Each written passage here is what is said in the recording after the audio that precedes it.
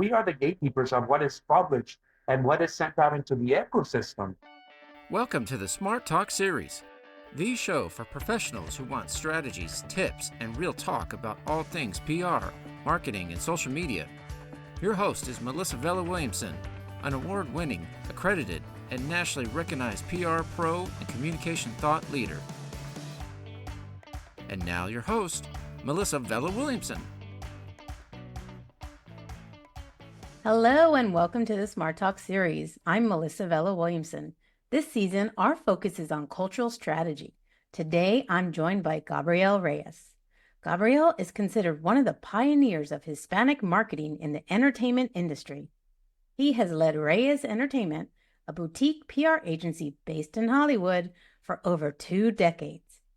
In 2023, Gabriel was honored by the Public Relations Society of America LA chapter, PRSA-LA, with its Sunrise Honors Award in recognition of his work promoting diversity, equity, and inclusion in the public relations field. Welcome, Gabriel. Hello, Melissa. How are you? Thank you so much for having me. I'm doing great. I got a little bit of allergies in case any of our listeners hear us today. It is rainy and therefore moldy in San Antonio, but I'm excited to speak with you in LA. And we all want to know, tell us more about your background and your career focus. What are you up to today? Well, as you have pointed out, I am president and founder of Reyes Entertainment, a boutique PR firm with emphasis on Latino bilingual media relations, which is the entire reason why I wanted to create this company. I wanted to go into communications because I felt that traditionally Latinos have not had a fair shake in the media in terms of our portrayals. We are not only underserved but underrepresented. We have been historically.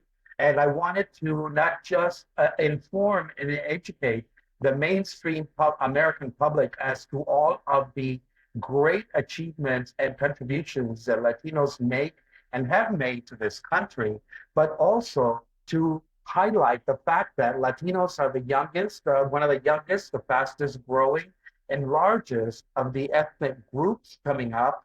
And as we move into a multicultural society, it is important to know that we have a very vibrant Latino market, not just in Spanish, but also in English. And so I decided to create a company that would create campaigns both in English and in Spanish so that we can bring more of Latino achievements, more Latino personalities into the mainstream and educate Americans finally so that they get a full picture of who we really are.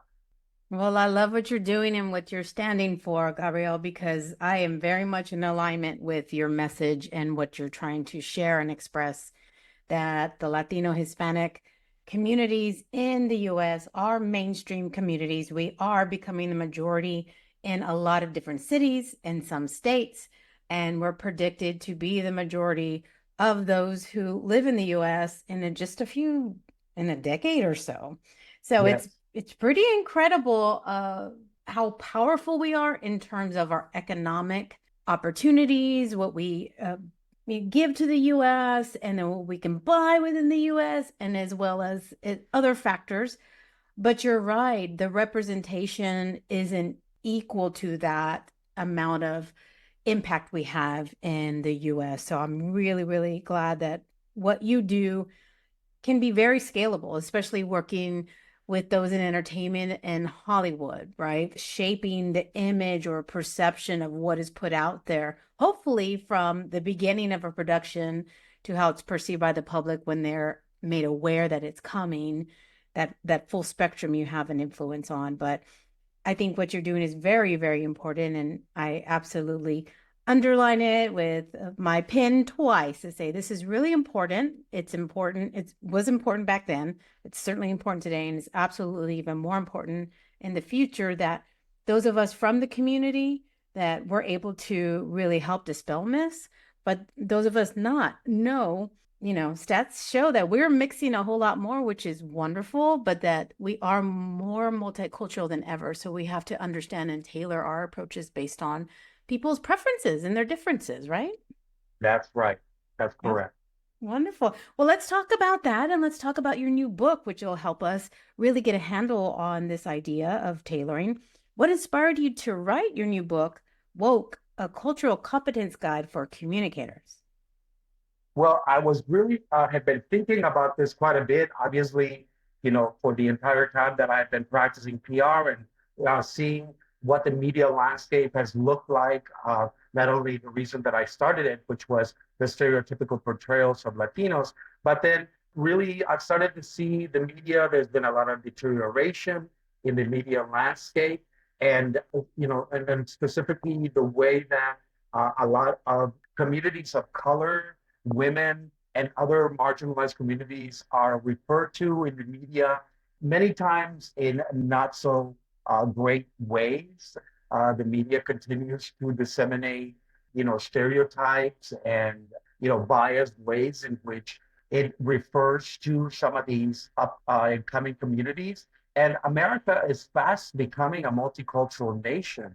And so as these communities of color, women, the LGBTIA plus community, as all of these marginalized communities gain more power, more recognition, more influence, it is really imperative for us in the communications field to be able to gain cultural competence. That means learn about these communities in depth so that we can speak to and about them in a dignified and honest and truthful and accurate way. That is really one of the most important reasons why I wrote this book. And I included chapters on all, not only on, PR practice, the state of US media, but also I included chapters on the individual communities to which I am referring, providing history, timelines, resources as to where these communities are, what do they have traditionally looked like, what do they look like today, and what are the different resources that are available for communicators to be able to talk about these communities in a dignified and accurate way. There are a lot of resources now from different platforms, the National Association of Hispanic Journalists, the Black Journalists Association, the Asian Journalists Association, and the Gay and Lesbian Journalists Association. They all have put out very great guides that will teach communicators how to talk about these communities. And so I wanted to include those resources as well as give a primer on some of these cultures, where they came from, what are they made up of, where do they live, what kinds of economic and social impact are they making into this society. So I wanted to include all of that so that give communicators a one-stop shop so they can take a look at, learn more about these communities, as well as hone their skills in cultural competence, PR, and reporting.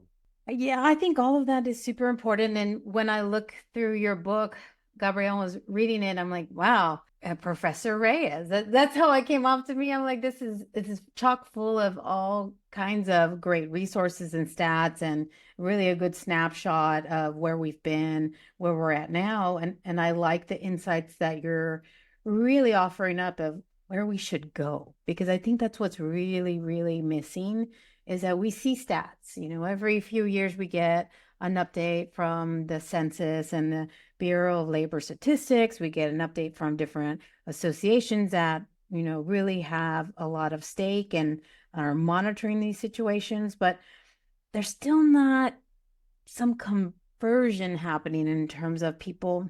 I don't know. Is it caring? Is it really doing the work, like you're saying, to be more competent?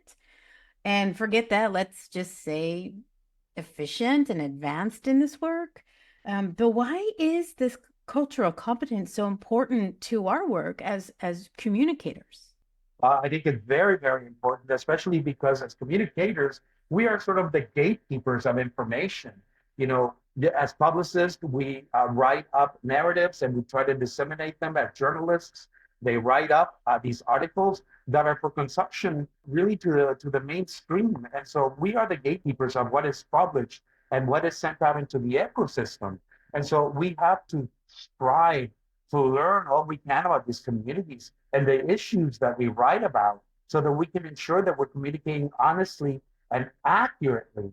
And as the US demographics continue to transform our country into a more multicultural society, cultural competence becomes even more important, especially now that the media, like I said, there's been a deterioration of the media, driven by technology, the advent of the internet, technology, demographics, the switch from print into online, which has devastated a lot of the print media. And so what we're seeing is that there are the media, mainstream media is still operating on obsolete terms, obsolete attitudes, obsolete opinions about who these communities are, and it's up to us as communicators, those of us that have the experience and have seen what the media ecosystem has looked like and what it's becoming, and as well as those young people who are now coming up and they are still subject to the biased perceptions that are out in the media ecosystem. It's really up to us now to really buck up and to learn about all of these communities, delve into customs, delve into language, delve into different traditions so that we can speak about them and we can eradicate a lot of the stereotypes and sort of the biases that are still prevalent in media.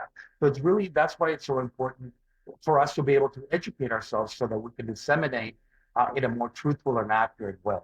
Yeah, and I think all of that's so important because it seems to be in this space of DEI and cultural sensitivity and strategy and competency, we'll gain some grounds and then we seem to lose it as really, I would say, in part at least, that US media, they have levers on what's really talked about in popular culture, right? So as much as they talk about the importance of caring for others and DEI and whatnot after, for example, the George Floyd murder.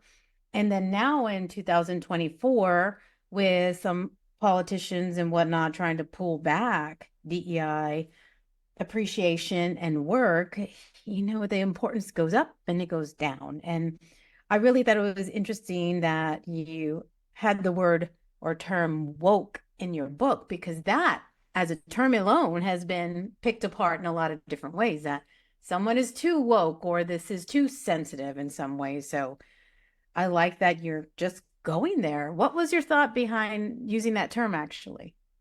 Well, actually, I used it specifically and on purpose because of what you mentioned.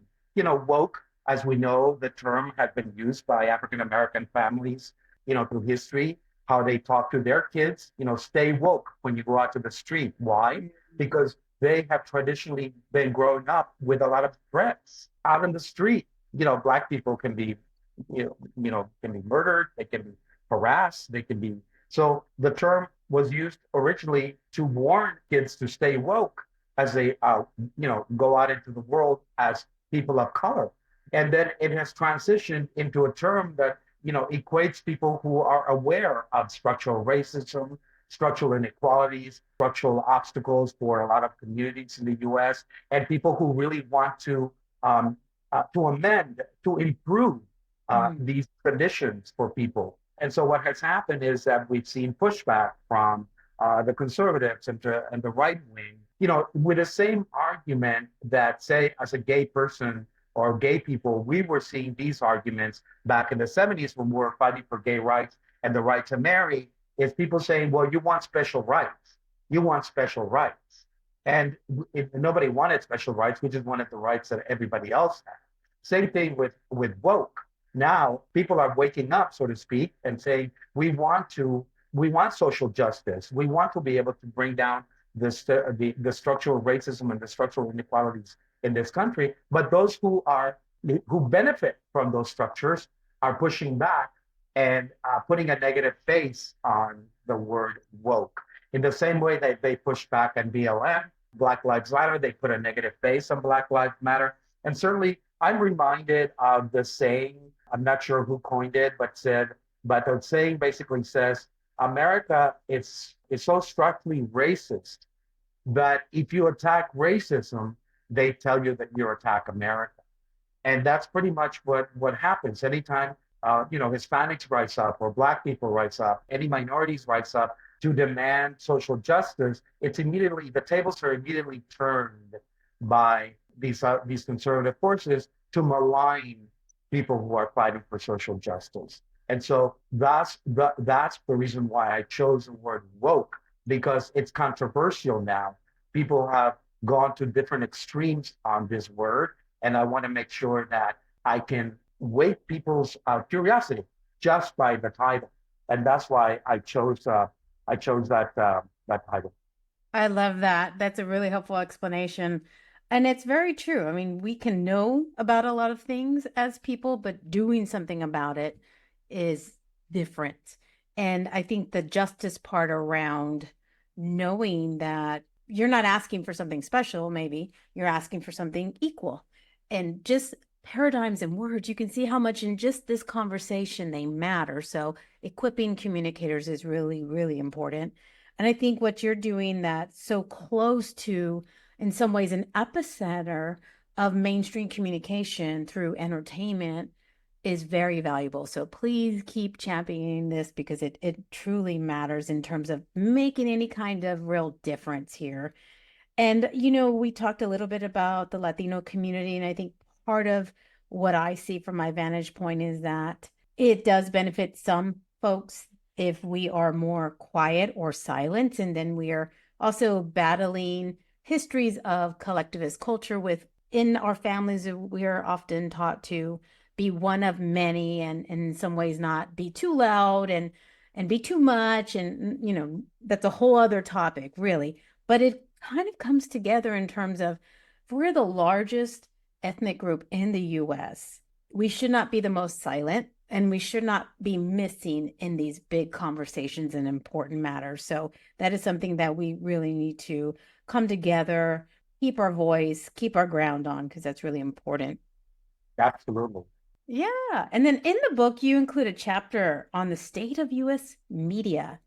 I think that's very brave, Gabriel, giving what you do. I mean, it's hard for all of us communicators sometimes to really share what's happening in that space because of the allyship we have with media and whatnot. So why did you include that information and what were the big findings?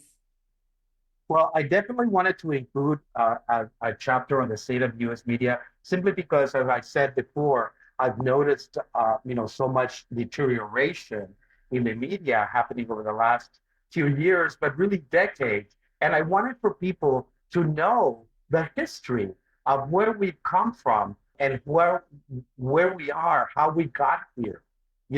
I think a lot of people don't know that we used to have a thing called the Fairness Doctrine back, the 50s, the 60s, the 70s, and the Fairness Doctrine basically held broadcasts and the media to a standard of fairness, which basically meant that, if you were going to give airtime to a specific campaign or a specific point of view, then you should give airtime to the opposing or to different points of view.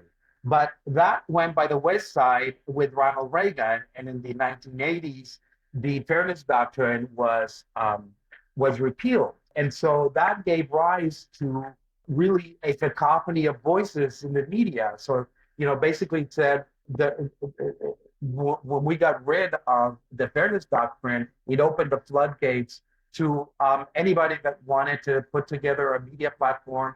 They could just call themselves media, and so it gave rise to the shock jocks. His name escapes me right now. Oh, Rush Limbaugh.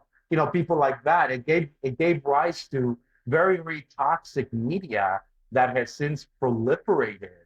And then later in the 90s, then there was a law that allowed corporations to own media companies. So then we see this big rise of corporate media and all these corporations snatching up media that in some ways, that the content of that media is going to be influenced by the parent company. So, that was a double whammy.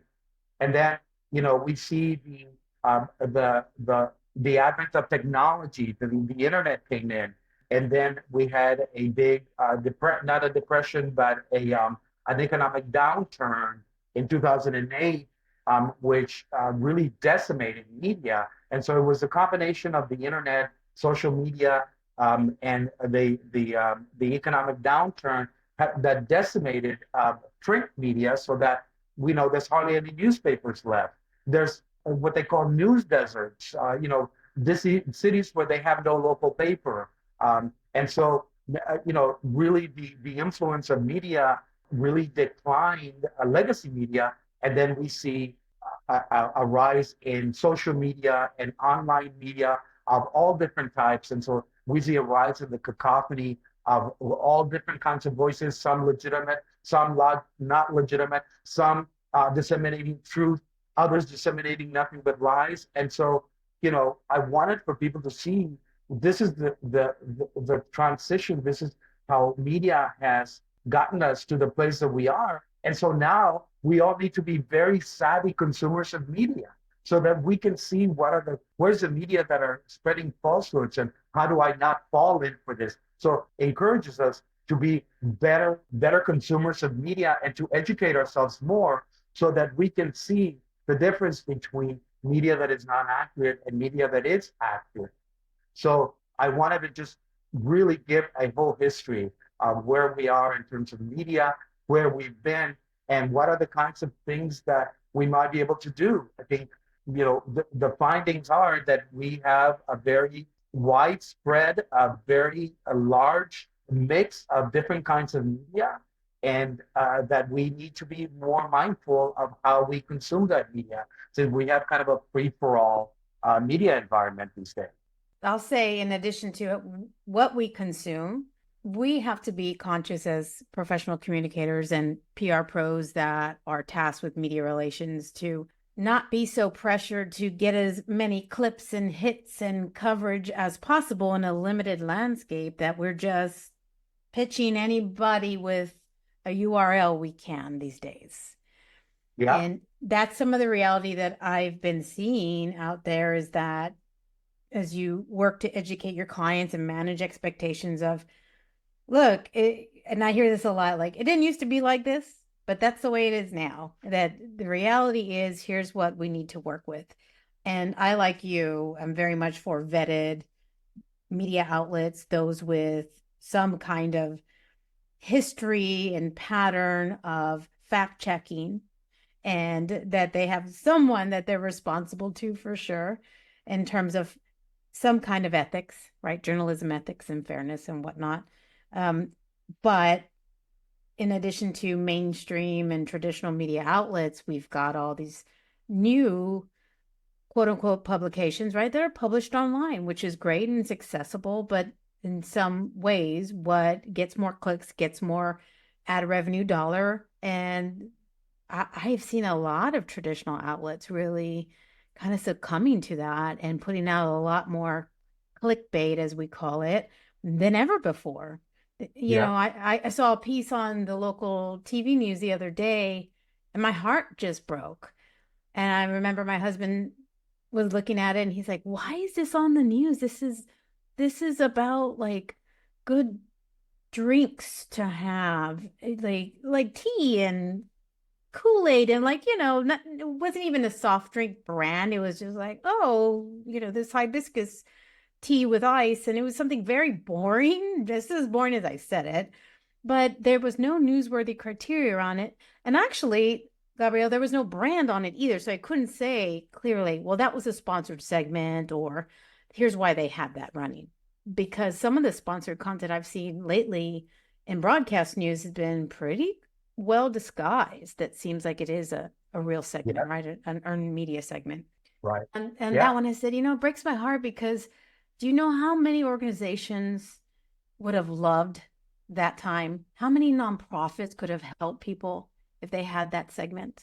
And to be very fair, my heart breaks for everybody around that. I understand. I have good journalist friends and those that are very esteemed professionals that do very important work, and their hearts are breaking too, that they are not allowed in some cases to cover beats that really matter to them and they feel like matter to the community, that they have new direction now based on the new pressures we all have. So I think with what we do, we have to be very conscious and choosy in who we pitch and help educate our stakeholders why that matters so much to them.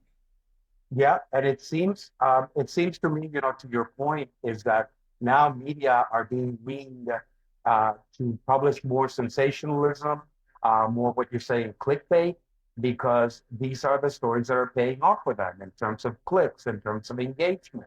When you see something about, that's very salacious and very sensationalized, you're going to click on it. When you see something that makes your blood boil, I mean, there are media companies completely devoted to publishing outrageous things, whether they're true or not true, just to make you click and to make your blood boil and to get engagement.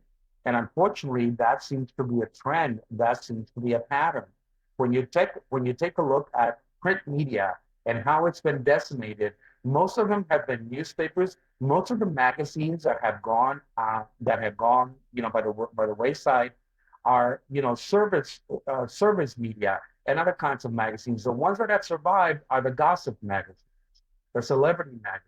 Those have survived. Why? Because they traffic in celebrity news. Some of them are harmless, and some of them are not. And so we see a lot of that, and we see people actively pursuing those clicks, actively pursuing that engagement, whether it's good content or not content. That has gone by the wayside. The other thing is that we have seen, traditionally in editorial, the line between editorial and advertising was sacred. There was a separation of state, but that has gone by the wayside now because we've seen advertorial. These media companies, they have to survive. They have to get dollars. So if they're not, making as much money with advertising, then they're going to offer advertorials. They're going to dress up an editorial, an advertiser to look like editorial in order to promote a brand. And that's very common now. Absolutely. I think that's what I was seeing on TV, except it wasn't done well enough where I could identify quickly who the brand was. And so Right. that was problematic, of course. So yeah, a lot of changes. And I even remember when I loved People magazine. I loved reading it. It had a lot of different components, some gossip, of course, but you felt like that was a little more factual in terms of what stories they put out. But boy, if you go to people.com these days, a good majority of it are not celebrities, is not entertainment news. It has to do with really negative news that comes from all over the country. Let's talk a little bit about, how people are thinking and how that really impacts our work. So in the book, you help us by defining implicit bias and its relationship to media coverage.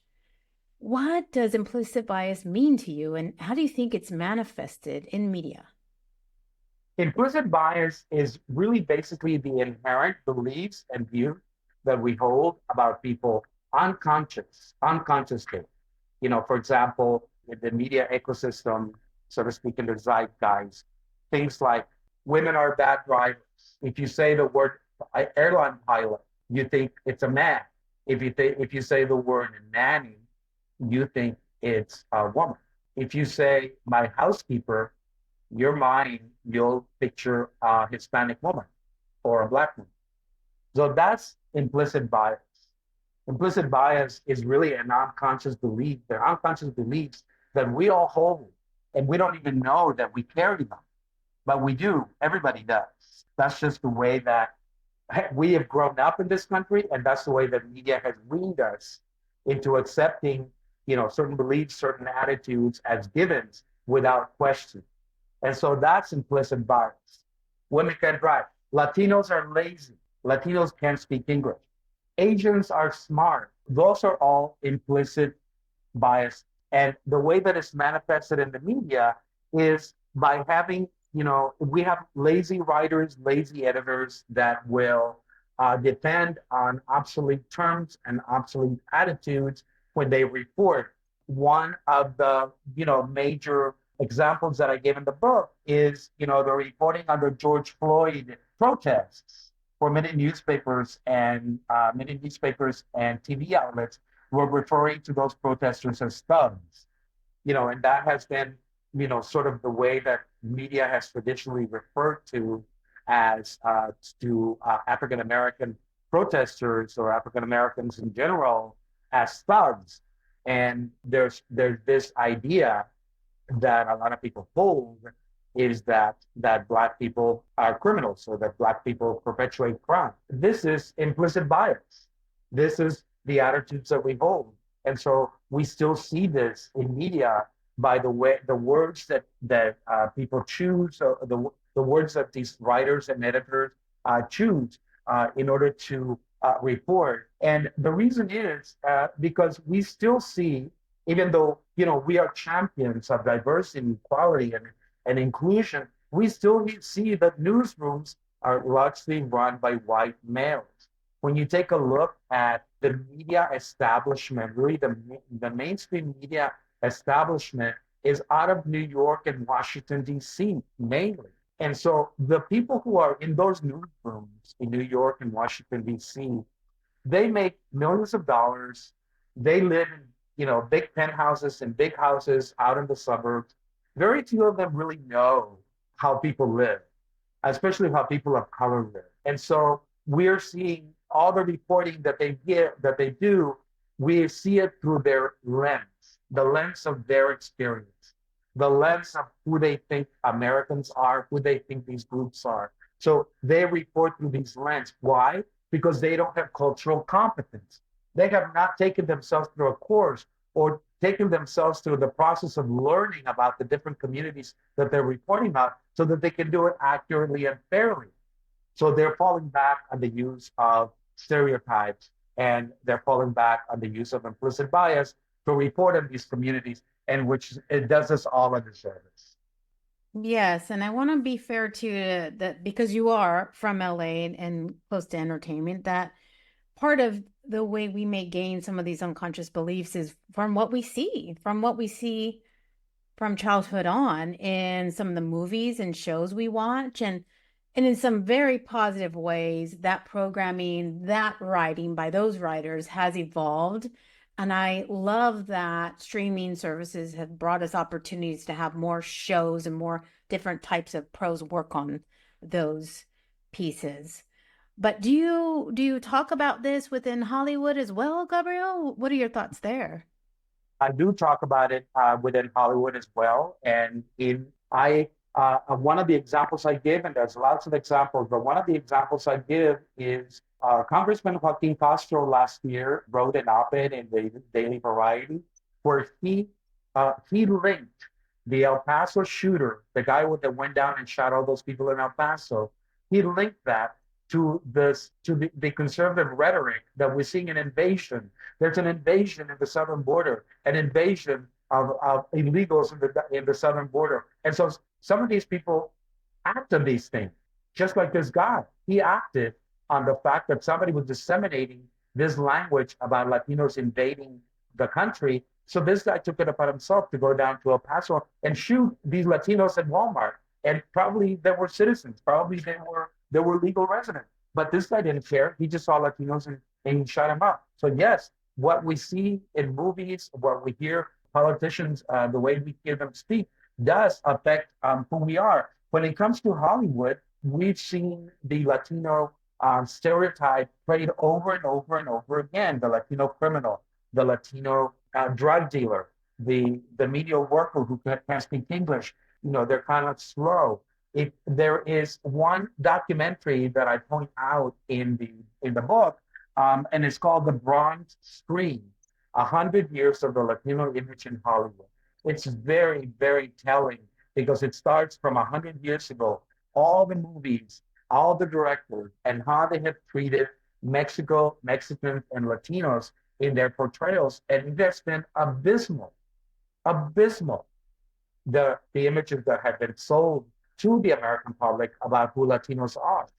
And so it is a process of having to educate Hollywood also as to the content that they create. Because right now, when you come to Hollywood as a producer and you're pitching a project, it's a lot easier for you to sell a project about a Latino gangbanger or a Latino cartel or a Latino that comes over, illegally and faces violence. It's a lot easier for you to sell that narrative than for you to sell a narrative about a well-to-do Latino family who does very well and that are professionals, because there's not much interesting stuff with that. They want the antagonist, and a lot of the times what we see is Hispanics being placed in those stereotypical roles, and so that's still a thing that we have that we have to contend with. The other thing is we support, Latinos go out and support movies at a much higher rate than any other demographic. And we don't only go out to support Latino movies, go out to support all movies. As a matter of fact, we support more mainstream, big studio releases than we support small independent movies about Latinos. And so that's also the educational curve that we also have to undertake with Hispanics. We have to educate ourselves to be champions for ourselves, to stand up for ourselves, and to not lower our heads and to pretend or to act in a less than or in a weaker way simply because those are the attitudes that we have been taught. I love it. That points back to what I was saying before about the collectivist culture and that pressure as we're growing up, even to lower our heads, get by. In some ways, that makes us more invisible. And in the US, as you're pointing out, because we are really kind of framing this up as what's happening in the United States, is that prevalency to look, it's the individualistic type cultural attributes that are recognized. Folks who step out on their own, that outlier, the louder, the more extroverted, that's going to be praised. And then when you're brought up in a culture that maybe doesn't value those attributes, it can be a little disassociating for folks as we're trying to find our way. But I love that you mention that we go out and we support, but we don't always support our community. And I remember watching I wrote about it actually, and I was so proud to put this in a public relations book. So my book, Smart Talk, Public Relations Essentials All Pros Should Know. Like you, I was very careful with the terms I used in the title because I didn't want it to be, oh, this is a Latino PR book or whatnot. Because again, we get those identities put on us, whether or not that's the main card we're playing at the time.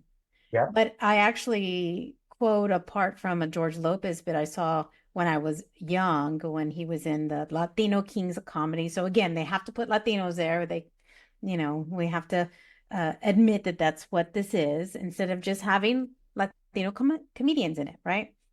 That's right. But putting that aside, he had a great bit about how within the community, we don't always support each other, even within the family. And I think that's part of us trying to struggle against these different values. So I love that you're talking about the complexity that we need to really recognize, both as humans and communicators, because a lot of the groups of people of color are what you describe and others have described as marginalized communities. So can you tell us more about your definition of marginalized communities and how we as pros can really elevate these communities? I call marginalized communities those communities that have been traditionally underserved, underrepresented, as well as misrepresented. And that includes, women, the gay and lesbian community, Latinos, Asians, people of color generally. And I also include the environment, I include children, and I include animals in my book. Because in order for us to really be woke, we really need to be able to consider everybody, and that includes children, that includes animals, that includes the environment, because those are all living communities that have traditionally been underserved, underrepresented, and misrepresented. That's what I mean by marginalized communities. And we PR pros can help to elevate those communities by, again, becoming culturally competent, learning all about those communities, their histories, their histories, where they've been, where they are, what are the ways in which they contributed to our country, and what are the ways in which we can contribute to them.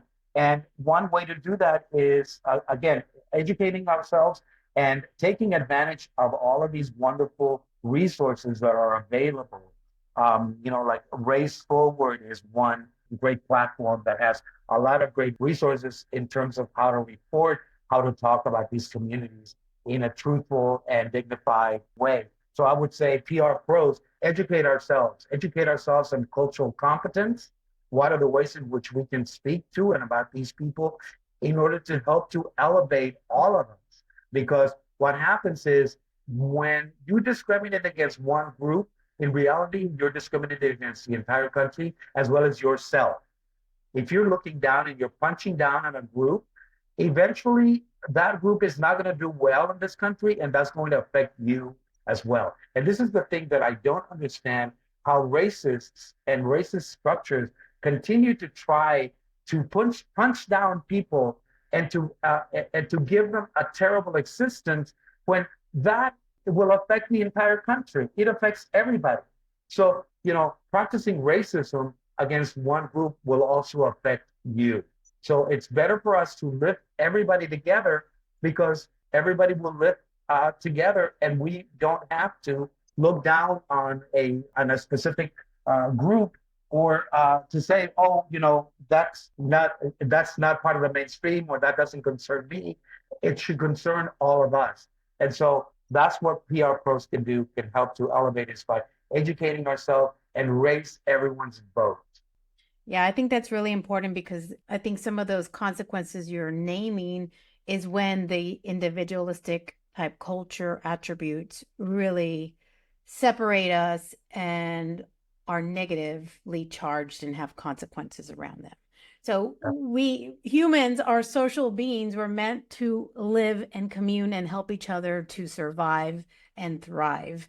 And when we are too independent and individual, and we only think of me and not of we, and what that impact is, that's where the downfall, I think, happens. And it's really interesting to really think about, look, having that scarcity mindset of there's not enough for all of us, so I've got to fight to keep mine, and don't worry about you and whatnot.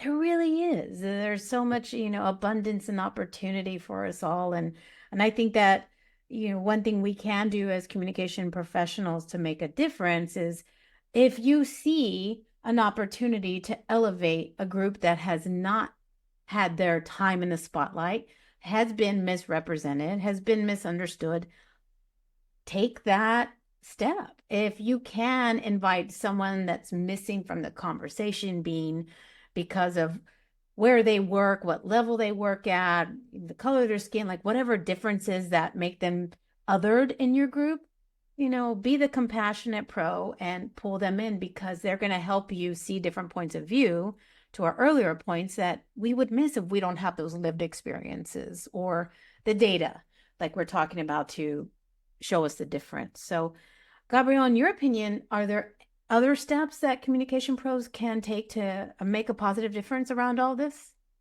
Yes, and I think that, definitely communicating solidarity. In my book, I quote another book called The Sum of Us. And that book posts a very interesting thesis.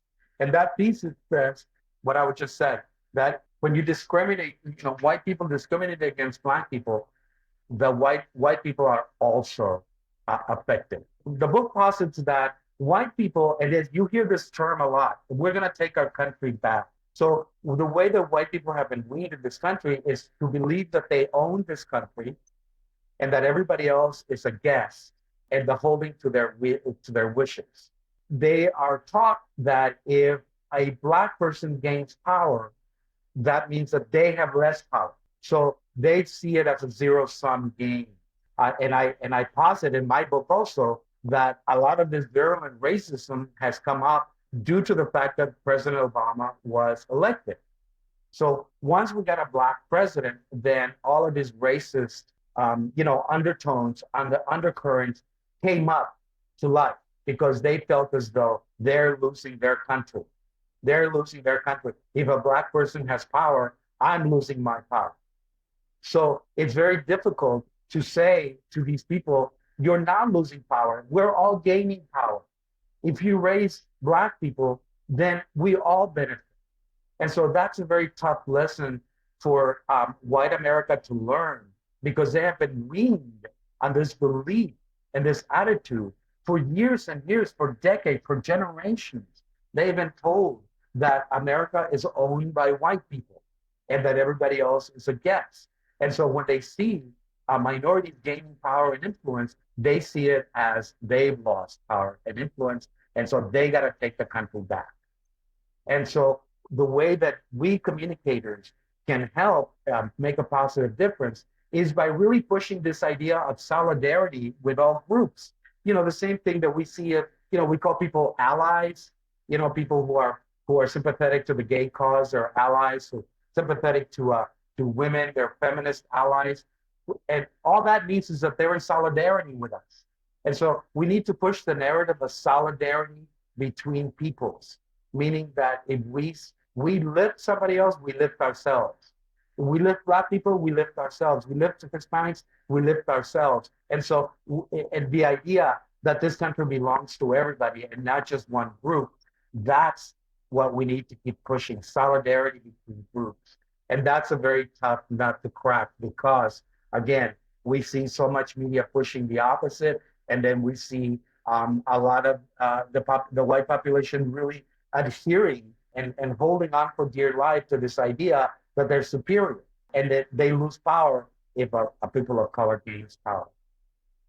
Yeah, I really don't like how our community has been pushed to shift into this gamification type model in recent years of we're winning or we're losing, be it politics or some of these other groups, right? And to give grace to everyone, a lot of data can really show us that a majority of people often can feel and live in the middle, and it can be a case by case basis, but that's not the loud voices we hear. And Right. That's not what makes clickbait. So I think it's really important to what you're saying is that those of us who are communicators, we respect the privilege we have in that we can create and we can distribute mass messages of our own through our own mediums, which is wonderful. And so I love that you and I are putting out some good into the world to say, hey, because I also miss some of the messaging that we had around COVID. COVID in the beginning was so dark, and it was for a long time. But a silver lining for me was all the rallying around we are stronger together. Yes. And the togetherness it brought to us. In fact, there's some data I've heard that when there is some major tragedy in communities, that everyone pulls together in such a very unique, beautiful way. I wish that would stay with communities a little bit longer. So I think we can use our words, our illustrations, our video, our podcast, every medium possible to bring more people together rather than separate and play the zero-sum game that we see sometimes. So thank you for writing about this and bringing this to our conversation today. You're welcome. Yeah. So Gabriel, I love to ask all my guests this because I'm really intrigued with us having good conversations. But what does smart talk mean to you? Well, I think smart talk is, the talk that we've been having, having useful and meaningful conversations that lead to discovery, lead to transformation, lead to dissemination of good ideas, beneficial ideas that help people. Not only that, also good technical ideas, technical tactics, good ways to advance our craft and advance our careers. That's what smart talk means to me. I love it. Let's get better together. We're stronger together, we're better together. That's right. Gabriel, it's been wonderful talking with you. What's the best way for listeners to connect with you and read your book? They can reach me on social media. They can go to reyesentertainment.com, which is my website. My book is available on Amazon. The book is called Woke, a cultural competence guide for communicators. I'm on Facebook at Reyes Entertainment 2. I'm on Instagram as Reyes Entertainment. I'm on X as Gabriel Reyes Ent. I'm on TikTok as Reyes Entertain. So yeah, you can hit me up on all of those. LinkedIn, Gabriel Reyes. Wonderful. Well, he's consistent and easy to find, so definitely connect. Well, thank you, Gabriel, for sharing your knowledge and all your insights with us today. Thank you so much for having me on, Melissa. Looking forward to next time. Thanks to our listeners for joining me for today's episode. If you like smart talk and strategic comms, let's collaborate. You can work with me as a trainer, a consultant, or hire my firm, NBW Communications, for strategic comms planning or PR strategy services. My book, Smart Talk, Public Relations Essentials All Pros Should Know, is available on Amazon in print or audio and offers advice, how-to tips, tools, and new PR models so aspiring and practicing pros are equipped for this evolving field. Please follow and rate this podcast if you're a fan, and follow us at MVW to get the latest on trends, trainings, and more. And as always, think smart and communicate smart. And I'll see you next time. Thank you for joining us for another episode of the Smart Talk series. If you learned something or enjoyed our conversation, share it on social media or send to a friend. To learn more about this and other communication topics, visit mvw360.com. That's mvw360.com.